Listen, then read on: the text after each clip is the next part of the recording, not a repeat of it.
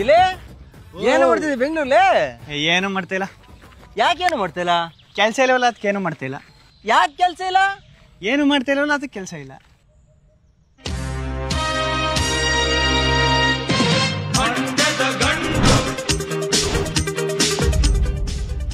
ಇವರು ನಮ್ಮಪ್ಪ ಅದಿರ ಅಂತ.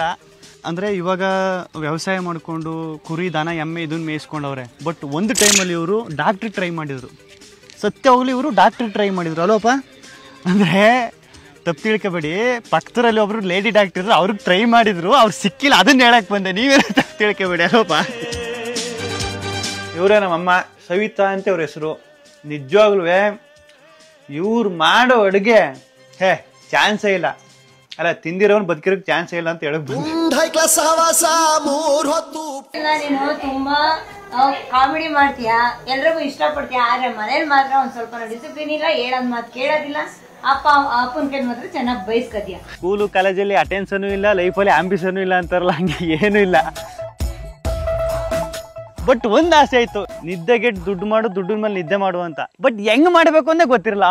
ಏನೋ ಒಂದ್ ಆಯ್ತೀವಿ ಬಿಡು. ಒಂದು ಟೈಮಲ್ಲಿ ಯೋಗರಾಜ್ ಭಟ್ರು ಸರ್ ಅವ್ರ ಆಫೀಸ್ಗೆ ಹೋಗಿದಾಗ, ಕಾಮಿಡಿ ಶೋ ಐತೆ ಮಾಡ್ತೀಯಾ, ಹೋಯ್ತೀಯಾ?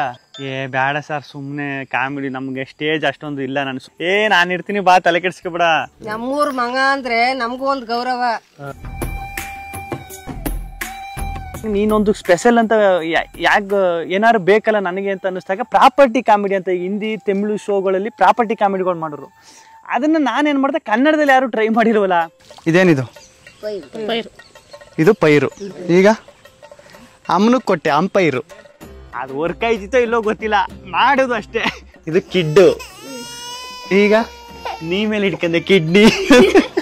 ಅಯ್ಯೋ, ನಾನು ಪ್ರಾಪರ್ಟಿ ಕಾಮಿಡಿ ನೋಡಿ ಇವನು ಅಳ್ತಾವನಲ್ಲಪ್ಪ. ಅಲ್ಲಿಂದ ಮತ್ತೆ ಟಿವಿ ಚಾನಲ್ ಕರ್ಕೊಬತ್ತು, ಅಲ್ಲಿಂದ ಇನ್ನೊಂದು ಕಡೆಯಿಂದ ಇಲ್ಲಿಗೆ. ಏಂತ ಬಿಗ್ ಬಾಸು ನನಗೆ ಅಂದರೆ 6 ತಿಂಗಳಿಂದ ಯಾವುದು ಶೋ ಇಲ್ಲ, ಕೈಯಲ್ಲಿ ಕಾಸಿಲ್ಲ. ಅದೊಂದೇ ಕಾರಣ ಸತ್ಯವಲ್ಲೂ.